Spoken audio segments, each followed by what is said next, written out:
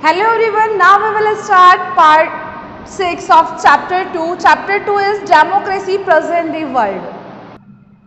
In this part, we will continue features of democracy in India and read about economic democracy. Now we read about economic democracy. Economic democracy, what do you mean by economic democracy? It is clear that everyone cannot be equal amount of money and similar means of livelihood. जैसा कि हम सभी जानते हैं, साफ है कि सभी की जो इनकम है वह सेम नहीं होती है और जो लाइफ स्टाइल होती है वह भी सेम नहीं होती है. Then what does economic democracy stand for? तो आप इकोनॉमिक डेमोक्रेसी से क्या मतलब होता है? डेमोक्रेसी का मतलब होता है कि सभी इक्वल हो, गवर्नमेंट की नज़र में सभी इक्वल हो, चाहे वो रिच हो या पुअर हो. तो यहाँ पर इकोनॉमिक डेमोक्रेसी से economic democracy means that every Indian citizen should be free to seek any form of employment. मतलब हर एक व्यक्ति, भारत का प्रत्येक नागरिक फ्री है to seek any form of employment, अपना रोजगार ढूंढने के लिए. Must be given equal economic opportunity. और गवर्नमेंट के द्वारा जो इकोनॉमिक अपॉर्चुनिटी दी जाती है, मतलब जो रोजगार के अवसर प्रदान किए जाते हैं, चाहे वो जॉब सेक्टर के हों या अदर सेक्टर्स के, वो सभी के लिए इक्वल होते हैं. Equal economic opportunity means that colour, caste, gender, religion etcetera should not be consideration while seeking an employment. इसका मतलब है कि गवर्नमेंट किसी भी आधार पर नागरिकों में या सिटीजन्स में भेदभाव नहीं करती, चाहे वो किसी भी कलर का हो, चाहे वो किसी भी कास्ट से बिलोंग करता हो, चाहे वो किसी भी जेंडर को, चाहे वो महिला हो या पुरुष हो, किसी भी रिलीजन से बिलोंग करता हो एटसेट्रा. इन आधार पर जो गवर्नमेंट है वह भेदभाव नहीं करती. Equal pay for equal work also ensure economic democracy and should be followed. और इक्वल पे फॉर इक्वल, यदि चार लोग एक ही तरह का वर्क कर रहे हैं तो उन्हें इक्वल सैलरी दी जानी चाहिए. ऐसा जो डेमोक्रेसी है, इंडियन डेमोक्रेसी, वह कहती है. और इसी तरह के रूल्स इंडिया में फॉलो किया जाता है. In order to achieve true economic democracy wealth should be distributed fairly. यदि कोई भी कंट्री या कोई भी देश इकोनॉमिक डेमोक्रेसी कंसीडर करता है या इकोनॉमिक डेमोक्रेसी को फॉलो करता है, wealth should be distributed Fairlie. तो क्या होना चाहिए? Wealth should be distributed Fairlie. मतलब जो भी उन्हें अपॉर्चुनिटी दी जा रही है, चाहे सैलरी दी जा रही है, वो कैसी दी जानी चाहिए? Distributed Fairlie. फेयरली डिस्ट्रीब्यूटेड की जानी चाहिए, कम या ज़्यादा डिस्ट्रीब्यूशन नहीं होना चाहिए. कंसंट्रेटेड In India, बंधुआ मजदूर और the practice of bonded labour restricts economic freedom. देखिए, भारत में जब डेमोक्रेसी नहीं थी या बिफोर इंडिपेंडेंट, क्या होता था? बंधुआ मजदूर या उनसे फोर्सली लेबर कराया जाता था, मजदूरों से फोर्सफुली, या उन्हें गुलाम बनाकर रखा जाता था. तो अब क्या हुआ, जब हमारी कंट्री में डेमोक्रेटिक फॉर्म ऑफ गवर्नमेंट आई तो इस तरह के जो वर्क है उनको रेस्ट्रिक्ट कर दिया गया या उन पर प्रतिबंध लगा दिया गया.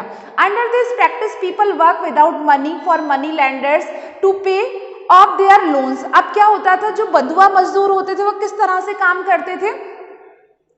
जो मनी लेंडर्स होते थे या जो उधार देने वाले लोग होते थे या साहूकार लोग होते थे, उनके यहाँ किसान क्या करते थे? उनकी ज़मीन पर मजदूरी करते थे या खेती का काम करते थे. In case they die before they pay off their debts, their children have to work to pay it off. यदि कभी कभी ऐसा होता था, किसान की काम करते करते डेथ हो जाती थी और वह साहूकार का जो उधार लिया हुआ पैसा नहीं चुका पाते, तो उनकी जो संतानें होती थी या उनकी जो नेक्स्ट जनरेशन होती थी, उन्हें भी वही काम साहूकार के यहाँ या मनी लेंडर्स के यहाँ करने होते थे.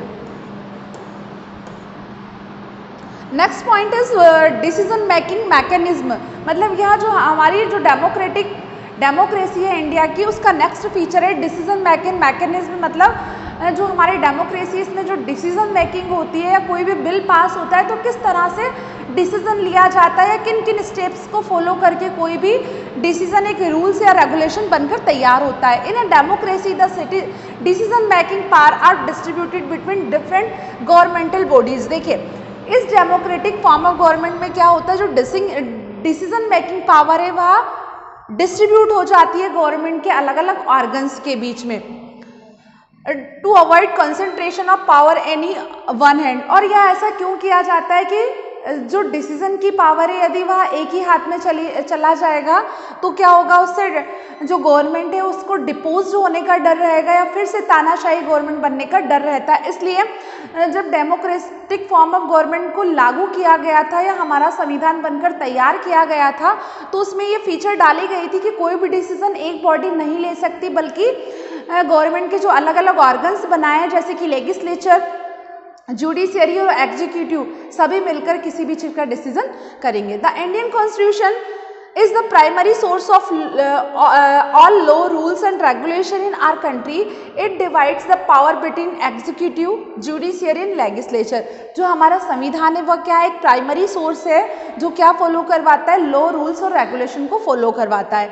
तो यही डिवाइड करता है किसको, पावर को डिवाइड करता है, जो डिसीजन पावर है उसको डिवाइड करता है किसके बीच में, गवर्नमेंट के डिफरेंट ऑर्गन्स के बीच में, जैसे कि executive, judiciary and legislature. The legislature is responsible for making laws, as you know, जैसे कि लेजिस्लेचर किसके लिए रिस्पॉन्सिबल होती है, मेकिंग लॉ मेकिंग के लिए रिस्पॉन्सिबल होती है। The parliament is supreme legislative body in India, और इंडिया की जो सुप्रीम लेजिस्लेटिव बॉडी है इट इज कॉल्ड पार्लियामेंट, उसे पार्लियामेंट कहा जाता है। It is composed of the Rajya Sabha and the Lok Sabha, और ये किससे मिलकर बनी हुई है, राज्यसभा और लोकसभा से। जो पार्लियामेंट है उसके दो सदन होते हैं, राज्यसभा और Lok Sabha, with the president as the head. As you know इसका जो हेड होता है वो प्रेसिडेंट होता है। The parliament passes law on the matters that lie in its jurisdiction according to the constitution. और जो ये पार्लियामेंट है ये क्या करती है, लॉ पास करती है, लॉ के जो मैटर है उन्हें पास करती है जो कि हमारे कॉन्स्टिट्यूशन के according. The executive implements the law made by the legislature. अब जो नियम, कायदे, कानून पार्लियामेंट बनाती है या लेजिस्लेचर बनाती है उनको इम्प्लीमेंट किसके द्वारा किया जाता है, एग्जीक्यूटिव के द्वारा, एग्जीक्यूटिव के थ्रू से इम्प्लीमेंट किया जाता है। The president is the constitutional head of the executive. अब जो एग्जीक्यूटिव का हेड होता है वो कौन होता है, प्रेसिडेंट हेड होता है। The real executive power however is vested in the council of minister. तो जो प्रेसिडेंट होता है वो हेड ऑफ द एग्जीक्यूटिव होता है। The real executive power however is vested in the council of minister with the prime minister. लेकिन जो president होता है वो नाम मात्र का हेड होता है, एक्चुअल पावर किसके हाथ में होती है, प्राइम मिनिस्टर, उसके कैबिनेट के हाथ में होती है। The council of minister is collectively responsible to the house of the people और लोकसभा। जो मिनिस्टर्स होते हैं वह रिस्पॉन्सिबल होते हैं किसके लिए, रूल्स और रेगुलेशन बनाने के लिए, जिन्हें पीपल ऑफ द लोकसभा भी कहा जाता है। The council of ministers is collectively responsible to house of the people और द लोकसभा। देखिए जो काउंसिल ऑफ द मिनिस्टर्स होते हैं वह कलेक्टिवली या सभी मिलाकर रिस्पॉन्सिबल होते हैं किसी भी लॉ रेगुलेशन को बनाने के लिए, क्योंकि ये क्या होते हैं, हाउस ऑफ द पीपल और द लोकसभा। ये हाउस ऑफ द पीपल या पीपल ऑफ द लोकसभा कहा जाता है इन्हें। If a no confidence motion is passed in the Lok Sabha, then the Council of Ministers have to step down from the government. देखिए जो लोकसभा होता है, पार्लियामेंट होता है, वह चल ही नहीं सकती अगर काउंसिल ऑफ मिनिस्टर यदि जो गवर्नमेंट है उसके अपोजिशन में कोई स्टेप ले ले तो जो पार्लियामेंट है वह आगे मोशन नहीं कर सकती, गति नहीं कर सकती, ना ही कोई लॉ या रेगुलेशन बना सकती है। In judiciary in India is an independent body. जो इंडिया की जुडिशियरी ऑर्गन होता है गवर्नमेंट का वो क्या होती है कि इंडिपेंडेंट बॉडी होती है, एक स्वतंत्र बॉडी होती है। It's independence ensure a free and fair society. और इसकी जो इंडिपेंडेंस है वह क्या इंश्योर करती है कि हमारी जो सोसाइटी कैसी है, फ्री एंड फेयर सोसाइटी है। Under the rule of law the main function of the judiciary is to protect the law and punish the violators. जो जुडिशियरी होती है वो क्या करती है, हमारे लॉ रेगुलेशन को प्रोटेक्ट करती है और जो व्यक्ति इन को फॉलो नहीं करता या जो वायलेंस क्रिएट करता है उनको पनिश करती है। It ensure that the government remains constitutional and that new laws are made in accordance. और जो जुडिशियरी होती है यह इस बात का ध्यान रखती है कि जो हमारी गवर्नमेंट है वह किसके अकॉर्डिंग वर्क करे, कॉन्स्टिट्यूशन के अकॉर्डिंग वर्क करे। And new laws are made in accordance. और जो न्यू लॉ बनते हैं, जो नए नियम कानून कायदे बनते हैं वो किसके अकॉर्डिंग बनने चाहिए, कॉन्स्टिट्यूशन की गाइडलाइन के अकॉर्डिंग बनना चाहिए, गिवन द कॉन्स्टिट्यूशन। इस तरह से जो जुडिशियरी होती है वह हमारे कॉन्स्टिट्यूशनल जो गाइडलाइंस होती है उनको इंश्योर करती है या उनको चेक करती है कि गवर्नमेंट उसके अकॉर्डिंग वर्क करती है या नहीं।